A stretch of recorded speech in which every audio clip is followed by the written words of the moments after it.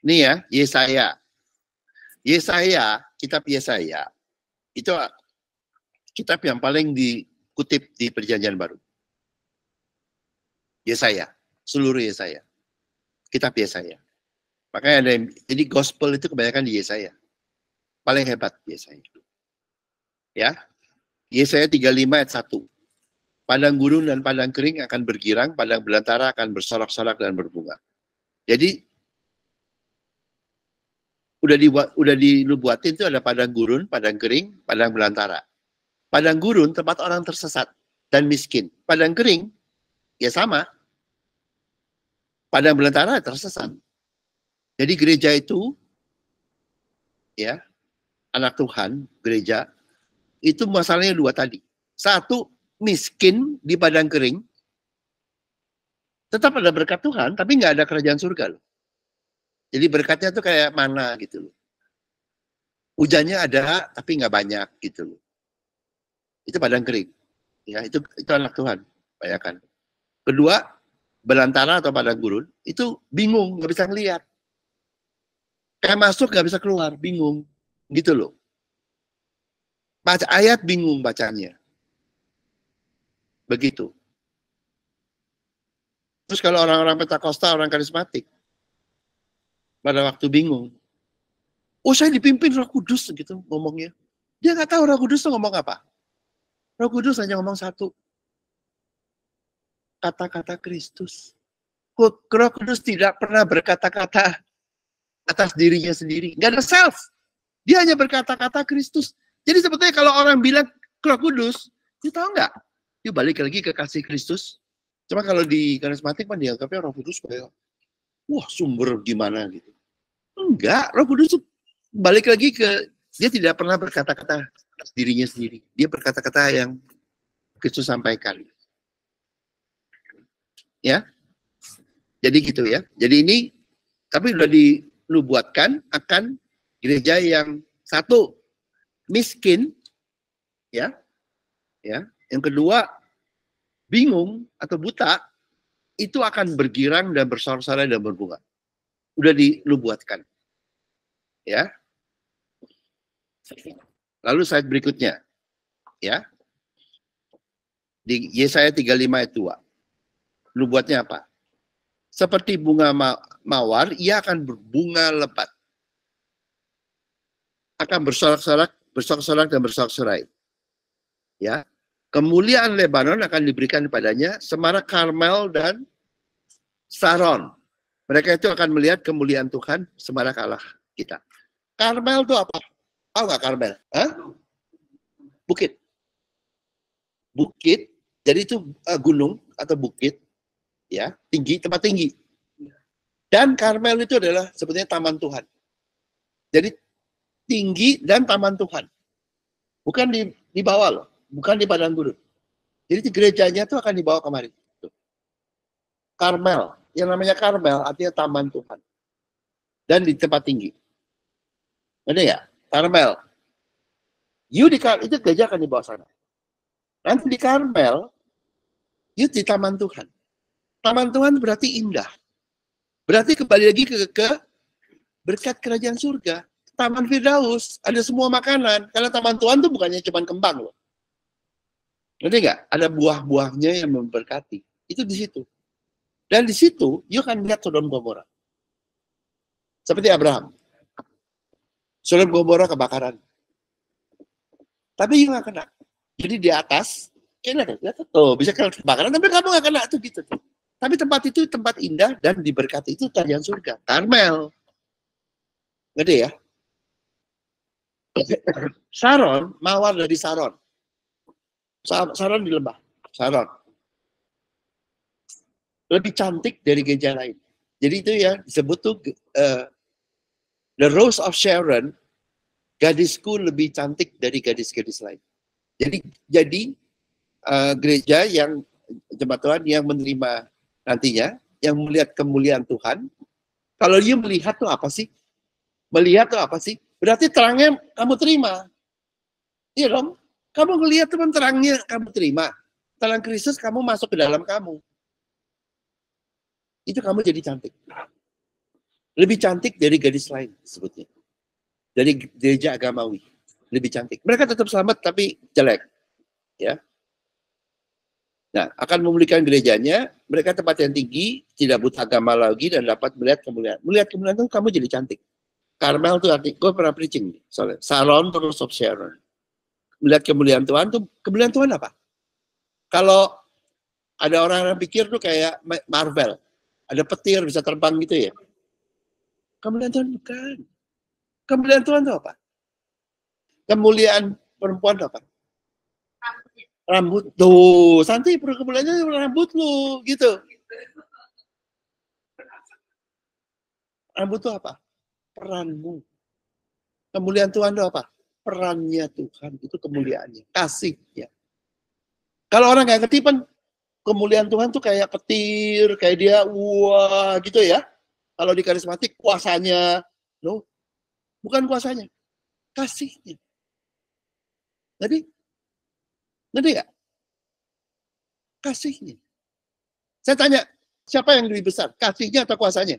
Makanya belajar dari perempuan, dapat kasihnya, dapat orangnya, dapat kuasanya, betul nggak? Ngerti nggak? Jadi kuasa Tuhan mengikuti kasih Tuhan. Kalau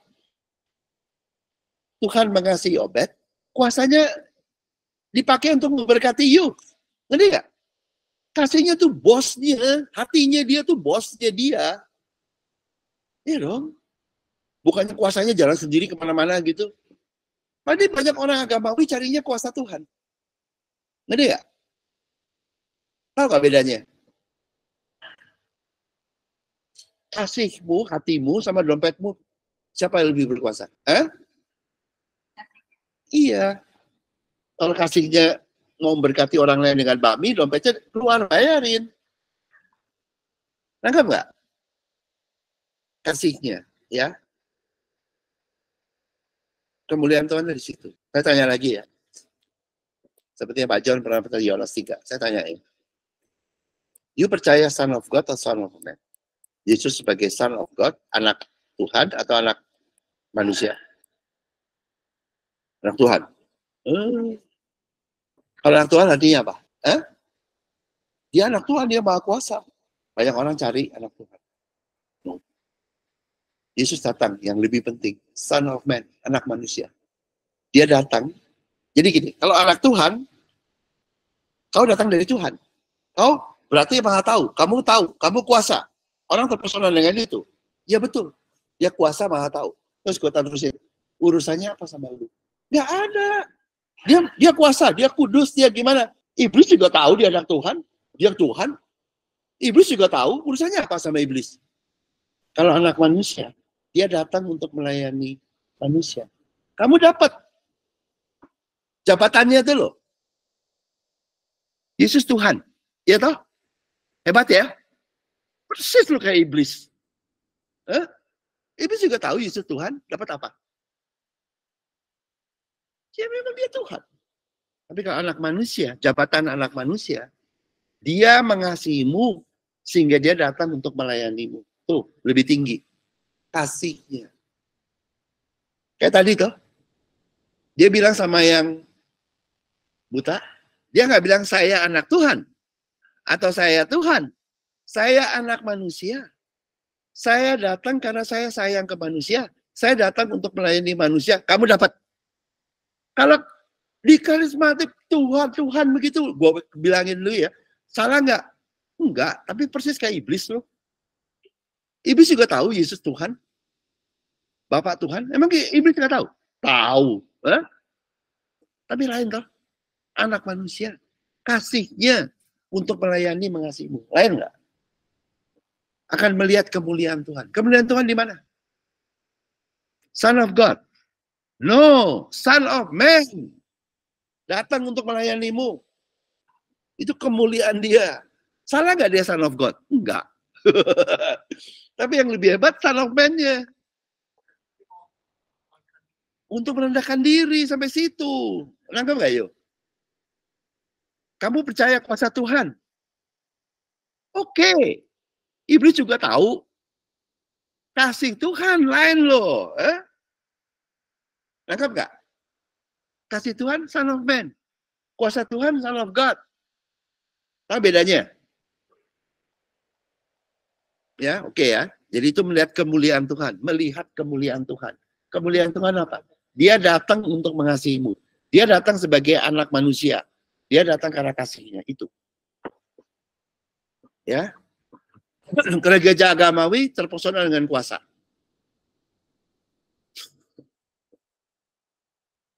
Nggak ngerti. Kuasa itu datang karena kasihnya. Sumbernya kuasa kepadamu adalah kasihnya. Gereja agamawi nggak ngerti. Kuasa itu nurut ke kasihnya.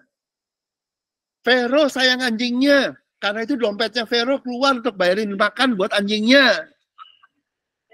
Nangkap nggak lo? Banyak orang gila sama kuasanya. Lo, you dapat kasihnya, dapat dompetnya.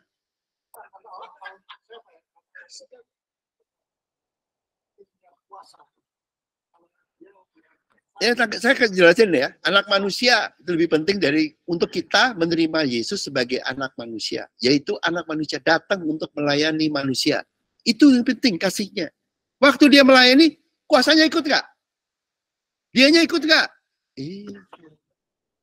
Ya, banyak orang tuh nggak dapat. Karena begitu nggak ngerti, nggak lihat kemuliaan, lihatnya kuasanya. Kemuliaan Tuhan bukan kuasanya. Kasihnya. Kalau kemuliaan Tuhan kuasanya, iblis juga udah tahu. Iblis melihat gemetar. Oke, lalu berikutnya. Nih ya, kuatkanlah tangan yang lemah lesu, dan teguhkanlah lutut yang goyah. Siapa yang suka begini-begini, tuh, tak lama capek tahu di agamawi. Siapa yang lututnya dipakai terus, nah tuh. Salah nggak? Enggak. Tapi kalau you pakai ke kota sendiri, you kan capek lo. Cobain lu KKR tiap hari lo. Gue pernah capek lo.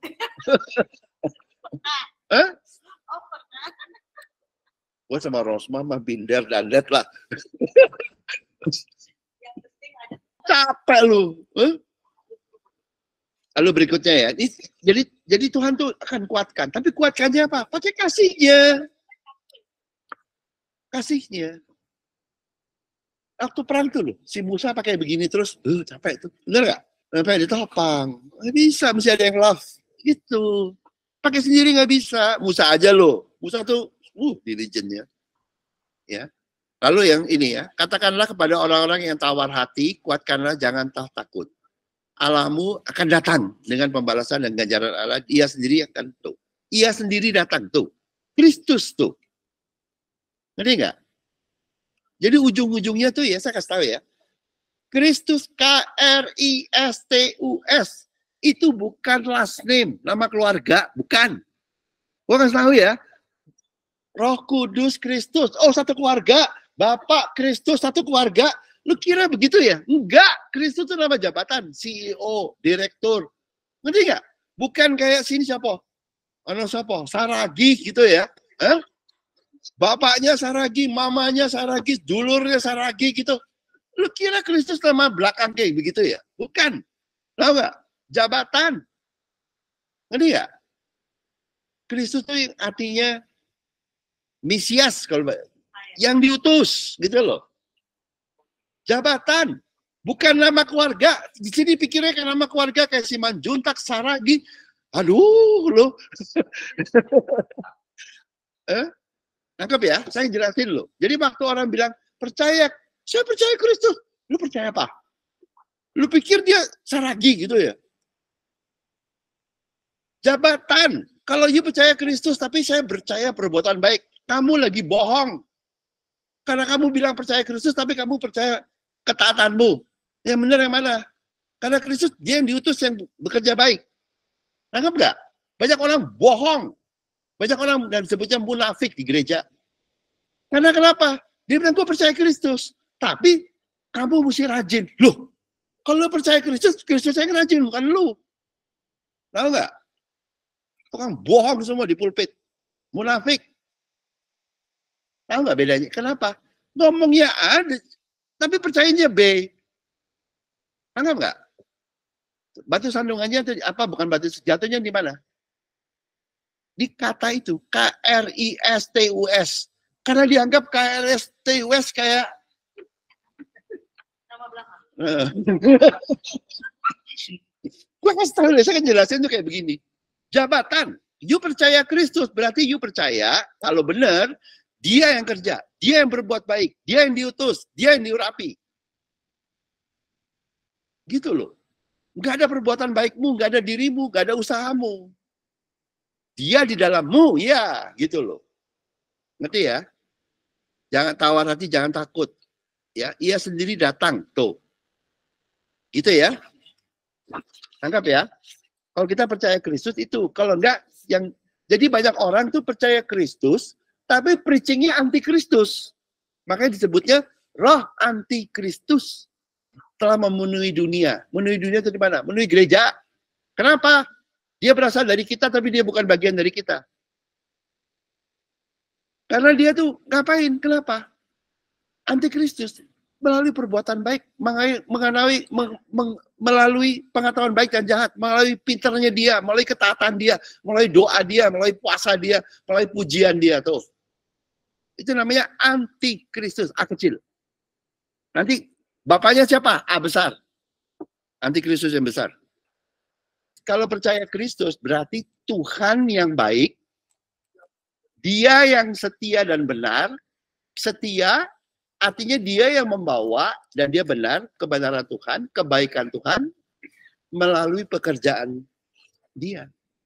Jadi Bapa tuh hanya satu yang baik. Yesus tuh setia dan benar. Setia sama Bapa yang baik. Dia nggak pakai kekuatan dia pakai kebaikan Tuhan.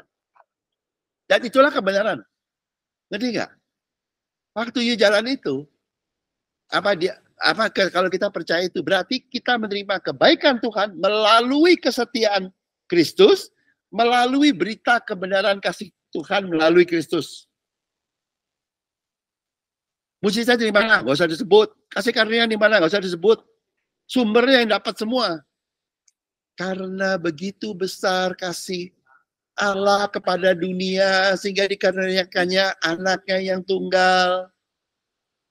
Sehingga barang siapa yang percaya artinya apa? Menerima, percaya kasih Bapa berarti menerima kasih Tuhan yang seperti itu. Tidak binasa tapi beroleh hidup yang kekal. Nggak bisa hilang keselamatan lu.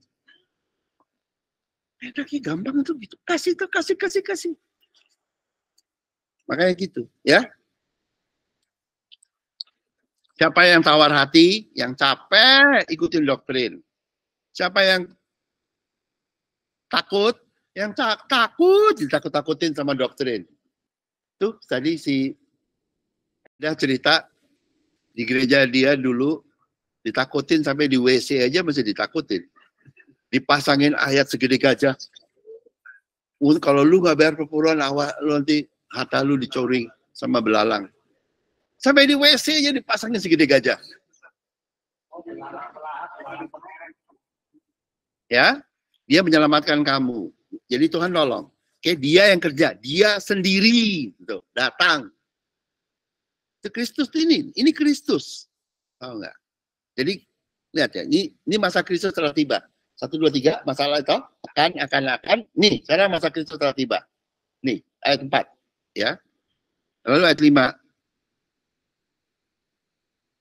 Slide berikutnya. Nah, setelah waktu Kristus datang apa? Nih, setelah Kristus, ia sendiri datang. Lalu ya, masa Kristus. Orang-orang buta akan dicelikan, orang-orang tuli akan dibukakan. Ya. Kenapa buta dan tuli? Karena kekudusan datangnya dengan melihat kasih Kristus yang datang kepadamu. Kasih Tuhan yang datang kepadamu. Bisa lihat nggak? Bisa lihat nggak? Kasih Tuhan datang melalui Kristus. Bisa lihat nggak? Kamu kudus. Kalau kamu bisa kasih nggak lihat, bisa lihat nggak? Bisa melihat itu nggak? Atau mengerti itu? Kalau bilangnya, oh kekudusan datangnya dengan saya puasa tiap hari, lo masih dosa. Kenapa berhalamu puasamu? Pada waktu bisa nggak kamu begitu melihat bahwa Kristus datang dengan kasihnya? Bisa lihat nggak? Dia mengasihimu. Bisa lihat nggak? Kalau kamu bisa lihat, kamu kudus. Kamu di hari ke-7. Nangkap nggak? Kalau belum bisa lihat, belum bisa lihat itu, kamu masih di agamawi. Kamu masih belum di hari ke-7. Masih lagi jatuh di hari ke-6. Adanya cuma hari ke-6, hari ke-7 loh. Nangkap nggak? Hah? Di ke-7 itu maksudnya 7 yang jatuh gitu. Ya. Di hari ke-7 yang jatuh. Nah, telinga orang-orang tuli akan dibukakan. Saya kasih tahu ya. Berita kerajaan surga datangnya dengan lihat. Datangnya dengan berita. Kemudian kamu rasakan. Lain loh. Kekudusan datangnya dari melihat kasih Tuhan. Berkat kerajaan surga datangnya tuh dengan Matius 13. Berita, benih, berita kerajaan surga, kemudian kamu terima. Jadi ngerti nggak? Menerima berita kerajaan surga, itu kamu menerima kerajaan surga. Melihat atau menerima terang Kristus, kamu dikuduskan. Nangkap nggak?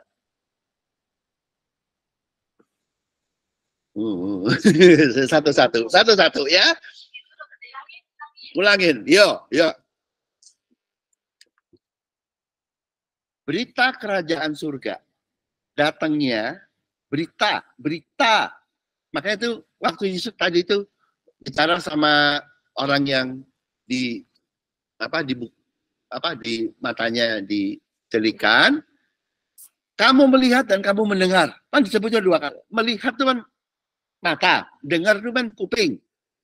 Karena kerajaan surga diberikan melalui berita kerajaan surga. Beritanya kamu terima, dapat.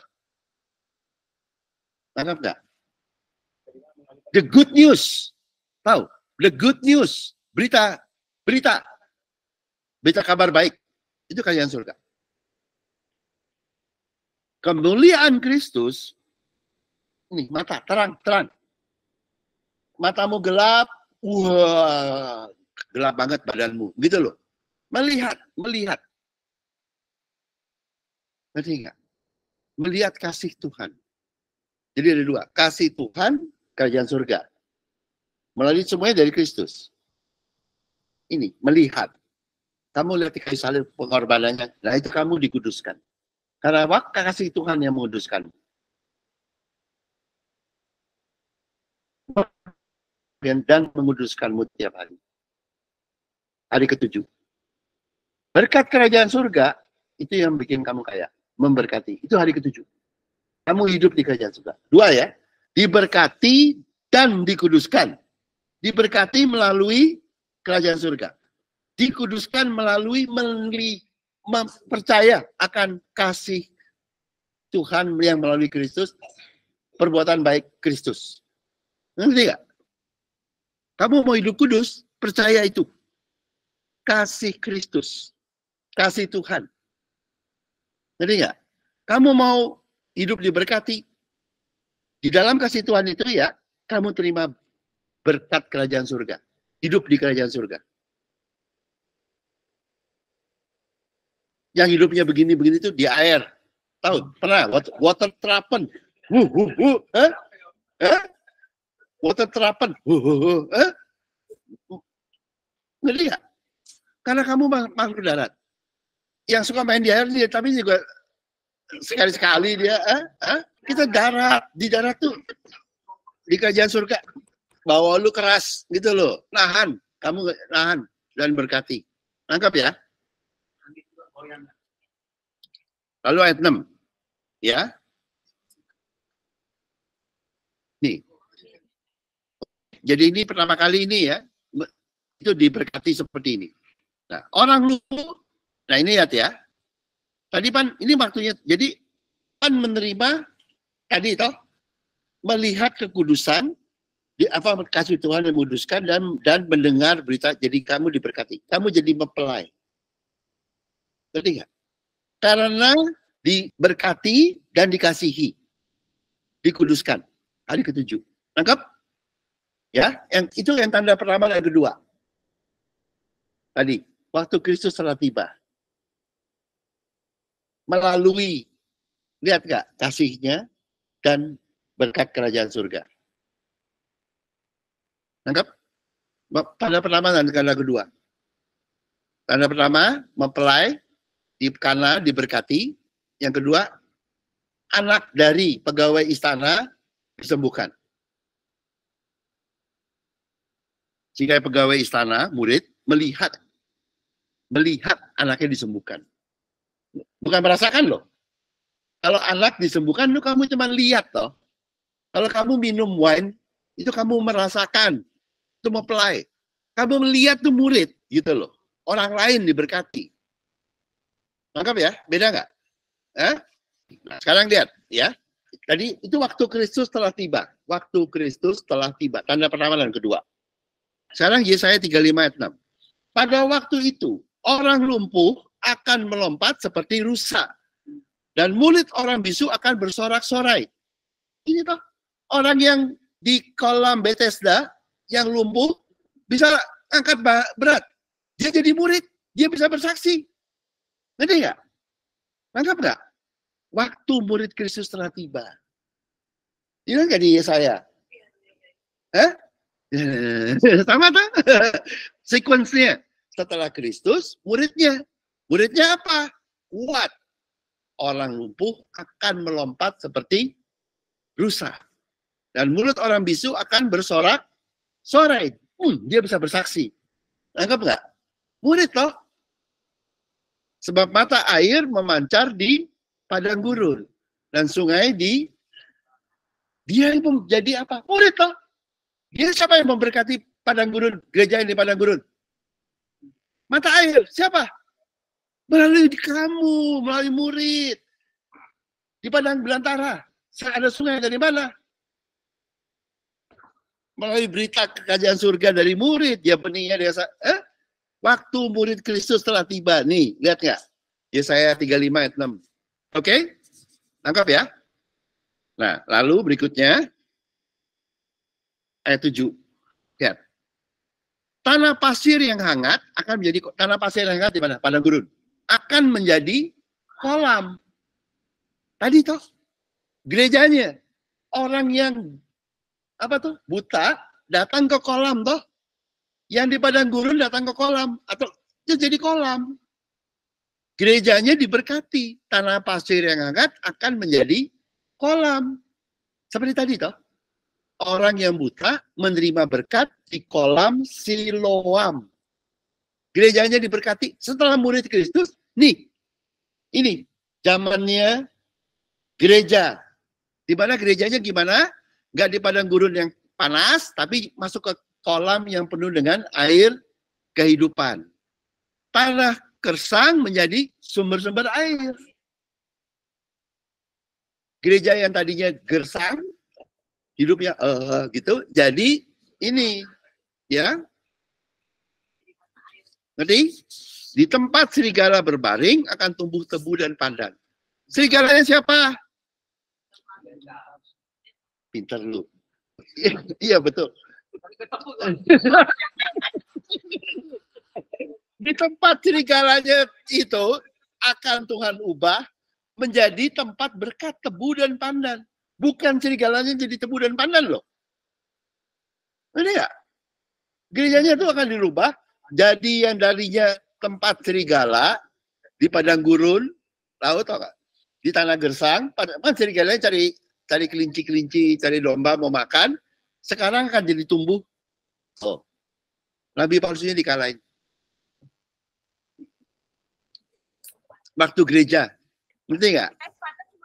Jadi gerejanya diberkati melalui air kehidupan, menjadi sumber-sumber air, tumbuh tebu dan pandan.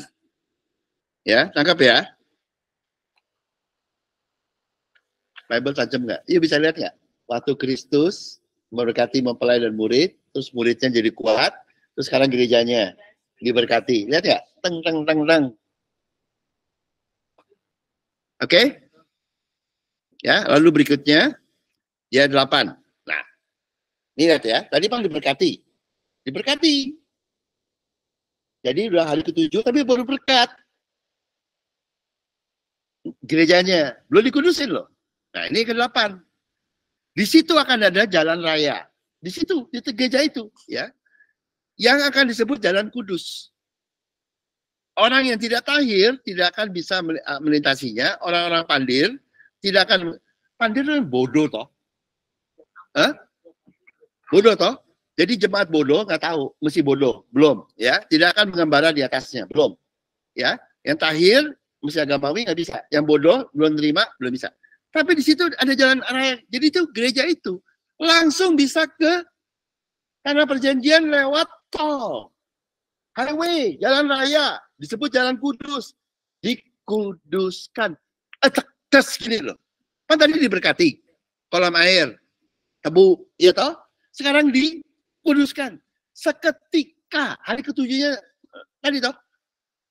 Tanda kelima dan keenam. Tanda kelima dan keenam diberkati toh.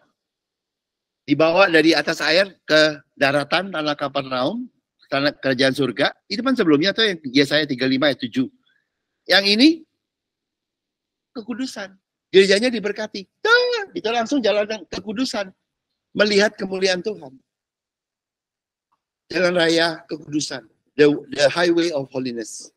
Ini holiness ini melihat Tuhan. Jadi kamu udah kudus, bisa lihat kasih Tuhan. Karena kasih Tuhan yang menguduskan. Ya. Yang nggak belum di situ, yang tidak tahir, artinya dia masih agamawi. Kedua, yang masih bodoh, karena masih belum ngerti kebenaran kasih Tuhan, masih belum ngerti lah. Galatia yang bodoh, selamat tapi belum kudus. Ya, tangkap Pak? Bingung. Selamat tapi belum kudus, bingung. Pan percaya Yesus juru selamat, nantinya selamat. Tapi kudusnya belum, karena dia masih kontaminasi dengan agamawi. Dia belum bergantung pada kasih Tuhan. Jadi dia percaya Yesus juru selamat di surga. Di buminya, enggak. Di buminya, kebaikan dia, doa dia, puasa dia, yang gitu enggak? Jadi enggak? Kebanyakan masih begitu. Jadi di dunia enggak kudus, makanya banyak problem. Tapi di surganya selamat. Bingung toh? Memangnya gereja kayak gitu tuh. Makanya Tuhan bilang apa? Bapa kami di surga, dipermulakan namamu, datanglah kerajaanmu, jadilah kehendakmu. Jadi kerajaan surga dan kehendak Tuhan di mana? Di bumi seperti di surga. Jadi datanglah kerajaanmu. Kamu diberkati, jadilah kehendakmu, bergantung pada kasih ke Tuhan. Ya tahu kamu dikuduskan. Di mana? Berkat dan kekudusannya di bumi, seperti hari ke-7 di bumi, seperti juga nanti di surga. Tuh, ngerti nggak? Doa Bapa kami, datanglah kerajaanmu, berkat kerajaan surga. Jadilah kehendakmu. Kehendakmu apa? Kamu dikuduskan toh di hari ke-7 toh itu. Di mana? Di bumi. Waktu diperintah hari ke-7 di mana? Diberikan. Adam dan Hawa di mana? Di bumi seperti di surga. You got it all. Tuh, di sini. Ini waktu gereja nantinya. Dapat semua dipulihkan. Oke? Lalu berikutnya, ya, di tempat kamu diberkati dan dikuduskan, Yesaya 35 ayat 9, tidak akan ada singa, binatang buas tidak akan menjalaninya. Dan tidak akan terdapat di sana. Orang di sana akan berjalan di situ. Ya, jadi yang apa singa? Ya, binatang buas, serigala, nabi palsu nggak ada di situ. Oke, tidak akan dapat sana. Jadi tempat tadi, tempat berkat kerajaan surga dan kekudusan tidak dijamin. Berkat kerajaan surga sama tempat kekudusan dijamin. Nabi palsu yang itu nggak bisa masuk. Dan tidak menikmati. Binatang buas tidak akan menjalaninya. Binatang buas, singa, binatang buas.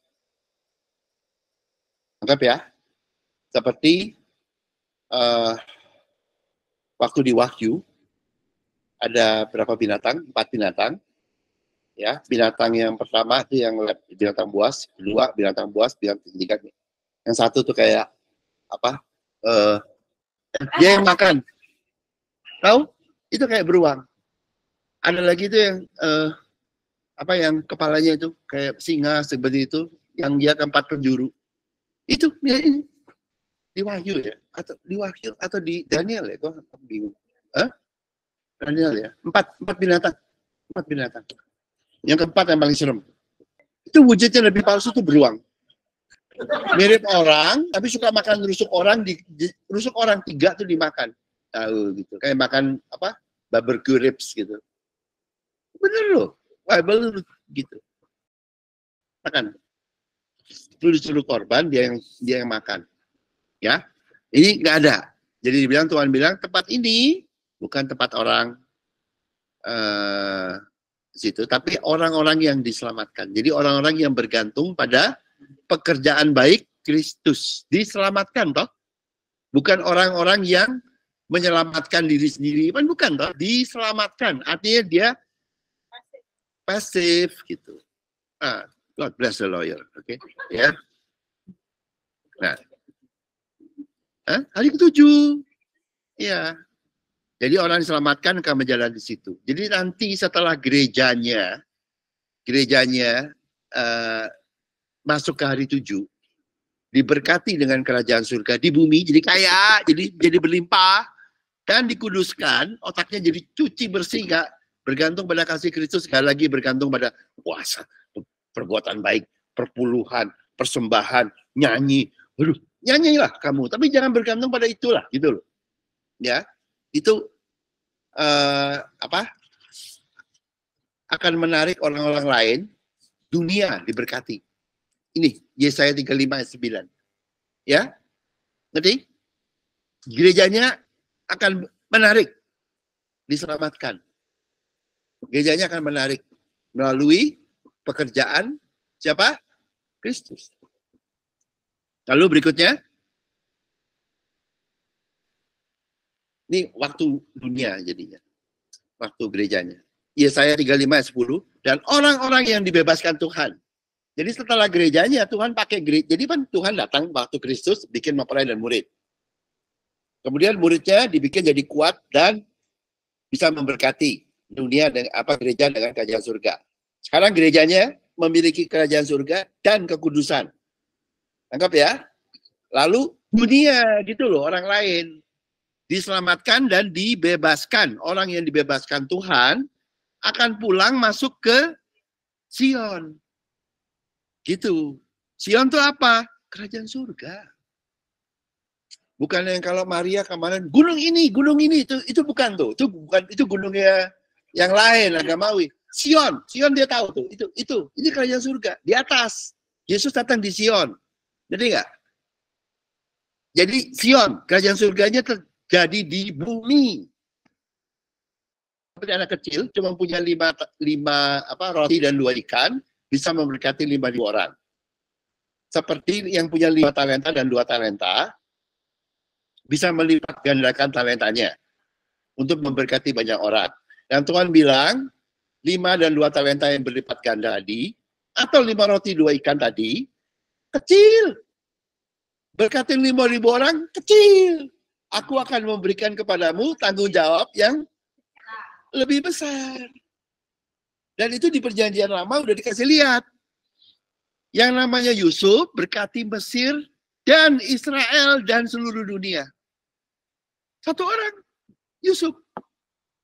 Yang namanya Daud memberkati Israel. Sampai sekarang tuh Israel kan David terus. Bukan Salomo karena anaknya dari Daud, makanya ya biarpun brengsek masih ketawa terus hidupnya tuh. Si Salomo. Nangkep gak?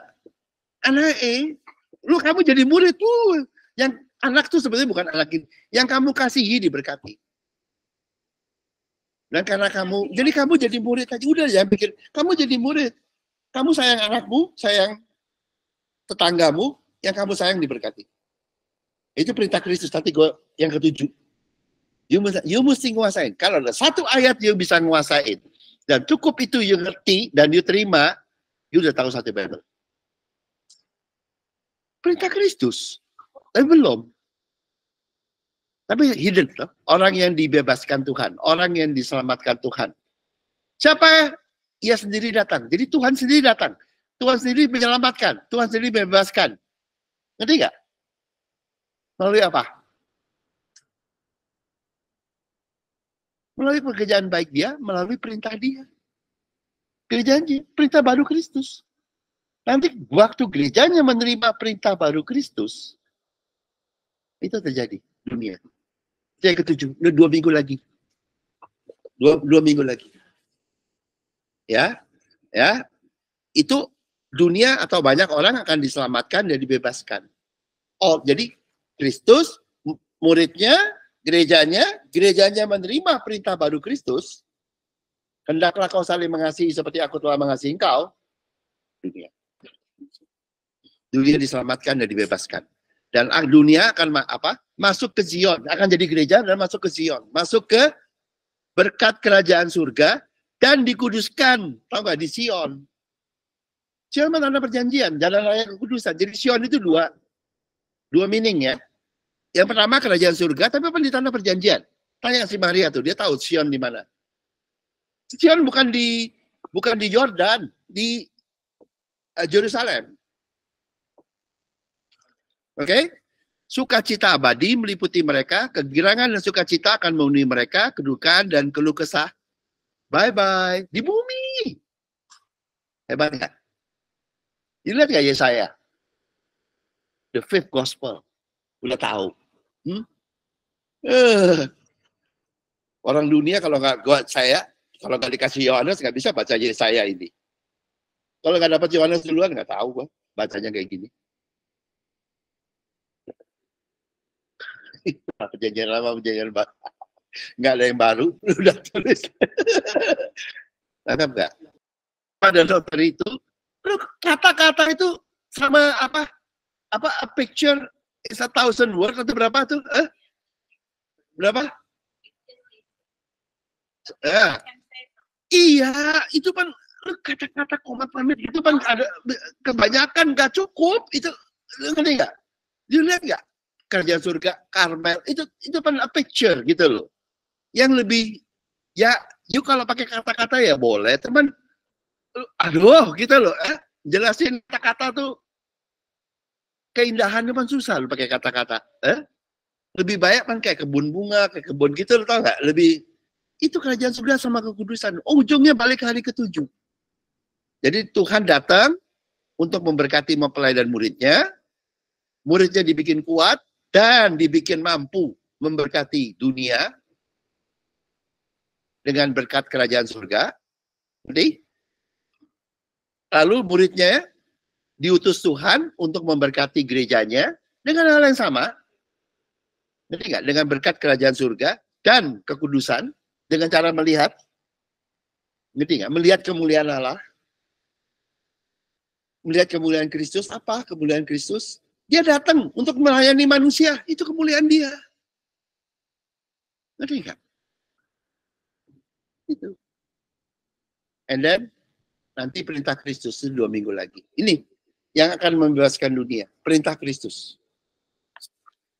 Perintah Kristus. Hendaklah kau saling mengasihi seperti aku telah. Perintah Kristus itu ditulis hanya di Yohanes. Ya. Kalau di tempatnya Paulus itu disebut hukum Kristus. Hendaklah kau saling menanggung beban sesamamu dan dengan demikian memenuhi hukum Kristus. Itu di Korintus atau di mana tahu. Gitu tuh. Ya. Live one another burden and therefore you fulfill the law of Christ. Disebutnya. Jadi hukum Kristus. Ya. Tapi kalau yang paling tajam, perintah baru Kristus, itu tulisnya di Yohanes 13. Ya. Dan di Yohanes 15 ayat 12. The vine and the branches. Kalau di Galatia disebutnya hukum Kristus. Tapi kalau di Yohanes 13 dan 34, disebutnya tuh, love one another as I have loved you. Hendaklah kau saling mengasihi seperti aku telah mengasihimu. Saya kasih tahu ya, you ngerti ayat ini satu aja, you understand the whole Bible. Ini kuncinya. Bukan hukum kasih. You tahu ini, you mau menggenapi hukum kasih. You tahu ini, satu level, dua level di atas hukum Taurat. Semuanya. Nah, itu ya, Yohanes 13 ayat 34 dan Yohanes 15 ayat 12.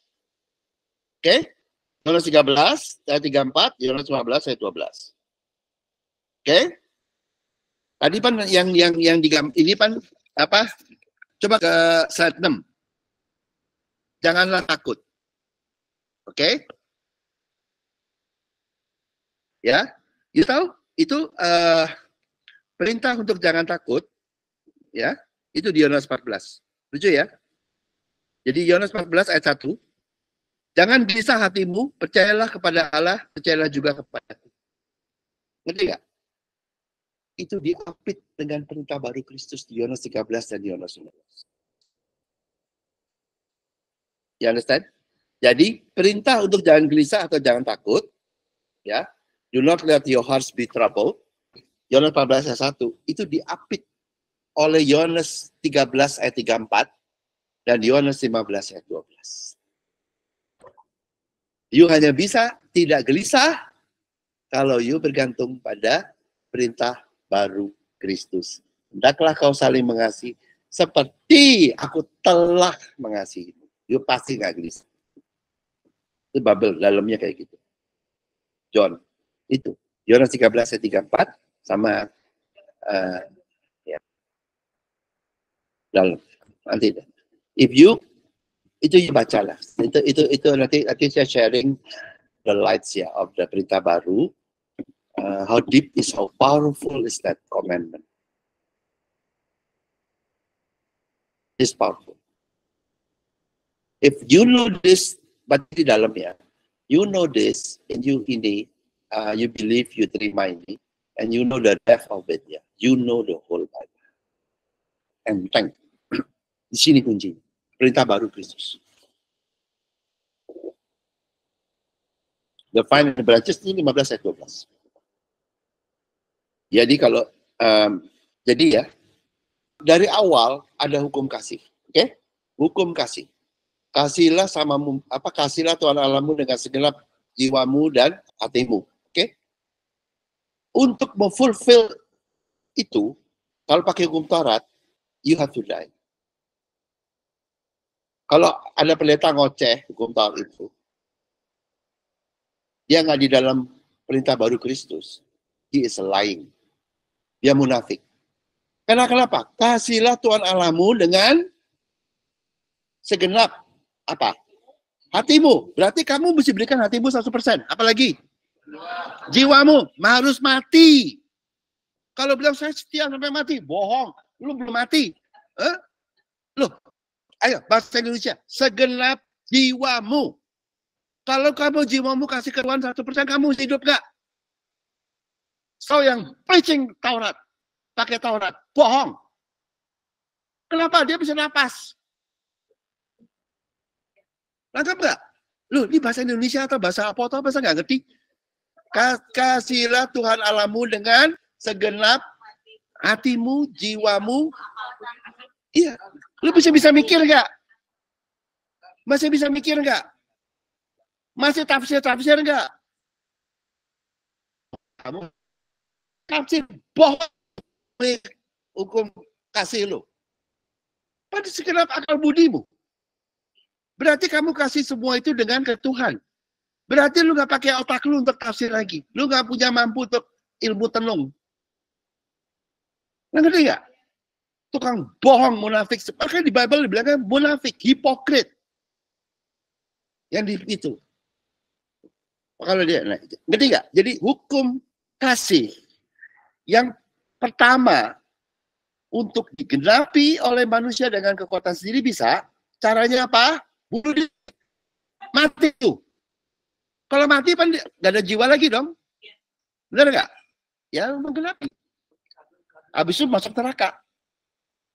Ya, kamu tetap menggenapi di neraka.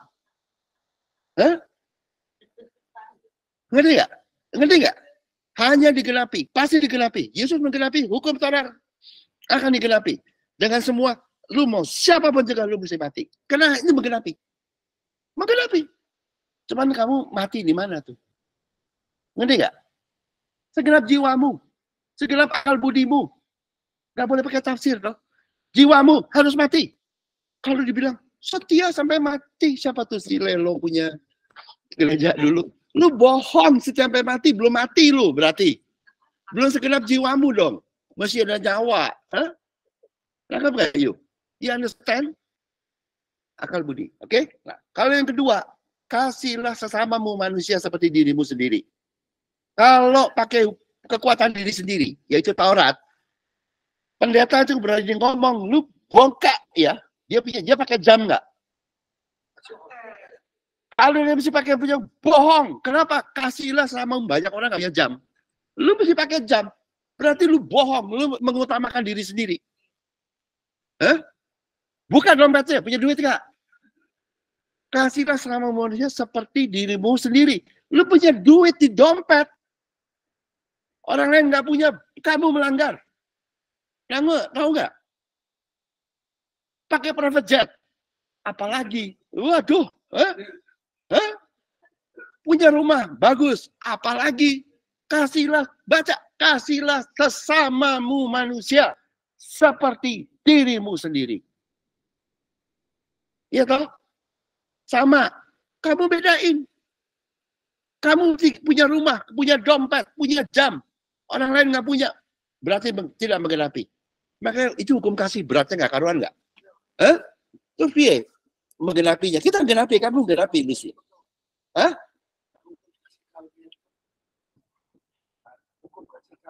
Kalau kamu menggenapi, kamu juga. Kenapa? Pakai hukum Kristus, pakai perintah baru Kristus. Perintah baru Kristus bilangnya apa? Hendaklah kau saling mengasihi seperti aku telah mengasihimu. Oke? Nah, satu-satu. Aku telah mengasihimu. Saya tidak bergantung, aku bergantung pada kasih Tuhan.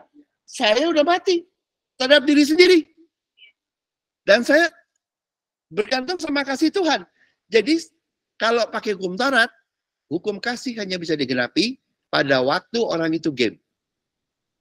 Karena segenap jiwamu. Kalau di kita menggenapi hukum kasih pada waktu kita hidup. Kenapa? Dengan kekuatan sendiri, saya udah mati. Tapi saya bergantung sama kasih Tuhan yang memberi saya kehidupan. Satu-satunya jalan menggenapi hukum kasih dan tetap hidup bergantung sama kasih Tuhan.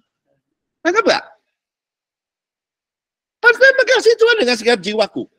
Aku mati, tapi aku mempunyai kasih Tuhan yang memberi saya kehidupan, bukan dari aku. That's the only way untuk memenuhi hukum kasih dan tetap hidup. Yaitu melalui apa? Perintah baru Kristus. Tapi gue kalau di gereja dulu kelilingan sampai gue nggak tega. Gue tanya kemana-mana nggak ada yang tahu tuh. Gue cobain lu. Dulu paling kecil mengeliling, kumpul gospel. Apa? Gak ada yang tahu ya? Mati gak lu? Gereja tuh begitu buta ya. Because this is the only way untuk you bisa menggenapi hukum kasih. Bukan bergantikan, menggenapi. Yang kedua, kasihlah sama manusia seperti dirimu sendiri. Kalau pakai kekuatan diri sendiri, harus gak punya apa-apa. Kayak Mother Teresa gitu. Gak punya apa-apa. Menggenapi lu. Gak punya apa-apa. Begitu. Karena orang lain juga gak punya apa-apa. Kan banyak. Ya toh? Saya cipratin ke Vero. 1 per juta kerajaan surga. Saya mesti punya kerajaan surga. Yang saya kasih you. Kalau gue bagi lu tak terhingga. Saya mesti punya tak terhingga. Aku menggenapi hukum kasih. Kasihlah sesamamu manusia seperti dirimu sendiri. Saya punya tak terhingga. Saya bagi tak terhingga bagi 1 juta. Masih tak terhingga. Kasih tak terhingga bagi 2. Tak terhingga. Bagi tak terhingga bagi 1000. Tak terhingga. Saya menggenapi. Perintah baru Kristus yang bisa membuat manusia hidup kaya, diberkati, happy, dan tidak melanggar hukum kasih. Gereja nggak ngerti itu, gue bilang, Mampus dunia ini. Aduh, gitu loh. Ngerti ya?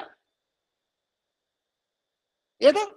Jadi kalau yang pertama hukum kasih mengharuskan manusia mati. Tapi kamu hidup pakai perintah baru Kristus. Aku telah mengasihimu, kamu hidup dan dibangkitkan. Yang kedua, kamu mau kaya toh? Kayak pemuda kaya raya. Bisa pemuda kaya raya kaya. Bergantung sama kasih Tuhan yang memberikan kerajaan surga. Ngerti? Terima kerajaan surga, cipratin. Cipratinnya berapa? Terserahmu. 1/2, 1/1000. Terima tak terhingga, cipratin 1/5 dari tak terhingga. Tak terhingga. Terima tak terhingga, 1/1000 dari tak terhingga. Tak terhingga. Menggenapi. Kasihlah sama manusia seperti dirimu sendiri. Kau mengasihi orang lain dengan tak terhingga, kerajaan surga, dan kau masih memiliki tak terhingga, kerajaan surga. Tuh. Nomor 7 itu 2 minggu lagi gue bukain. Tapi itu pun saya nggak bisa full karena berat. Lebih dalam dari itu. Tapi itu menggenapi hukum kasih satu-satunya jalan. Dan lebih dalam dari itu. Perintah baru Kristus ya. Tahu nggak? Powernya. So itu. Makanya waktu Kristus telah tiba, waktu murid Kristus telah tiba, waktu gereja telah tiba, mesti ini perintah baru. Ini yang powerful. Karena di dalam perintah baru Kristus ada hati Kristus. Aku telah mengasihimu. Di dalam perintah baru Kristus ada hati. Kamu gak usah cari hati. Ikutin itu, kamu dapat seperti aku telah mengasihi. Mengasihi itu kalau digambar-gambar lambangnya apa sih? Kasih itu gambarnya apa? Ini apa? Hati. Aku telah mengasihimu. Terima. Waktu kamu terima itu, kamu terima hati Kristus, hati Tuhan. Waktu kamu terima hati Tuhan, kamu terima Tuhan. Waktu kamu terima Tuhan, kamu terima janji Tuhan. You understand? Only di sini. 2 minggu lagi. Dari 7 tanda yang paling berat nomor 7. Most powerful. You got everything. Makanya gue bilang gak aja deh.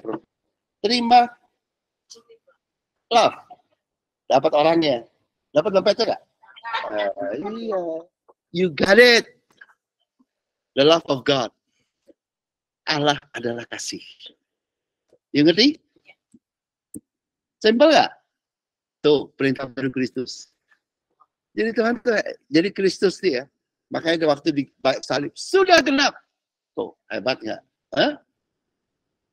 Sudah genap. Dan termasuk perintahnya. Hukum kasih yang paling berat pun digenapi.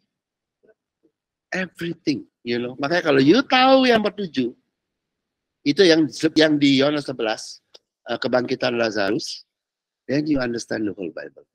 Maksudnya, you know, because you have enough, atau you are already, bukan hanya diberkati dan dikuduskan, you menggenapi hukum kasih. Gila gak lo? You menggenapi. You perfect. Kalau you diberkati dan dikasih, kan kamu perfect kok. Karena kamu diberkati dan dikasih dan dikuduskan. Kamu dibuat perfect. Kalau kamu di sini, kamu perfect. Ngerti nggak? Bukan dikuduskan itu kan salah jadi dihapus toh. Kalau ini yang 7, you stay in the 7, you are perfect. Ngerti nggak? Karena itu perintah baru Kristus. You tahu perintah baru Kristus, saya cuma ngomong. Kristus telah lakukan. Perintah baru Kristus adalah perintah baru Bapa. Kenapa? Yesus itu apa? Yesus datang untuk mengasihi kita dengan kasih Bapa. Perintah baru Kristus, yaitu perintah baru Bapa. Yang Yesus jalankan, you tahu nggak? Yohanes 13 ayat 34, Yohanes 15. Kan Yesus datang apa? Inilah anakku yang kukasihi. Yesus bergantung pada kasih Tuhan. Kepadanya lah aku berkenan. Terus dia mengasihi kita toh untuk dibaptis toh bersama. Yesus tadi itu di Matius 3, Yesus itu melakukan perintah baru Bapa. Masih ya? Atau perintah baru Kristus yang kita baru tahu. Yang Yesus lakukan itu jadi perintah baru Kristus, bukan dari Kristus. Dari Bapa, you tahu nggak? In that you are perfect. Bukan you are made perfect, you are perfect. In that one commandment. Gila nggak? Dalamnya, nanti you understand. Nanti I'll share to preaching. To preaching dulu nanti gue juga belum ngerti. Karena itu dalam sih. Ini perintah baru. You understand this, you understand the whole. Atau you already udah done lah. Karena di situ yang lengkap. Hendaklah hendaklah kau saling mengasihi. Mesti murid ya. Willing to be. Seperti aku telah mengasihi. Aku telah mengasihimu, mempelai. Hendaklah kau saling mengasihi, murid. Mempelai tapi jadi murid loh. Baru yuk, perfect. Dan itulah menjadi serupa Tuhan. Iya toh? Aku telah mengasihimu. Mempelai dikasihi. Tapi mempelai tidak mengasihi orang lain. Hendaklah kau saling mengasihi. Yang mengasihi orang lain, murid. So, in the calling to become murid, you are perfect. Waktu you terima. Hebat ya. Makanya disebut, jadikanlah semua bangsa, bab ini muridku. Dia tahu bagaimana? Gua rephrase ya. Jadikanlah semua bangsa mengikut perintah baruku. Tuh. You understand? In one commandment, one line. Itu Tuhan. Satu baris. Perfect. Manusia nggak bisa. In one sentence. Di-repeat 2 kali. Yohanes 13 ayat 34. Yohanes 15 ayat 12. You in here. Jangan gelisah. Percayalah kepadaku. Percayalah kepada Bapa. Perfect. Oke? Okay? Ini kita masuk ke sini. Sebenarnya gampang loh. Jangan kira, ruwet-ruwet gitu. Enggak. One line, one baris, one ayat. Nggak usah ngapal-ngapalin kayak lawyer setengah mati gitu. Sama, ya, notaris juga. Pusing-pusing. No, one ayat aja. Bisa nggak? 1 ayat. Orang psikologi bisa nggak? 1 ayat.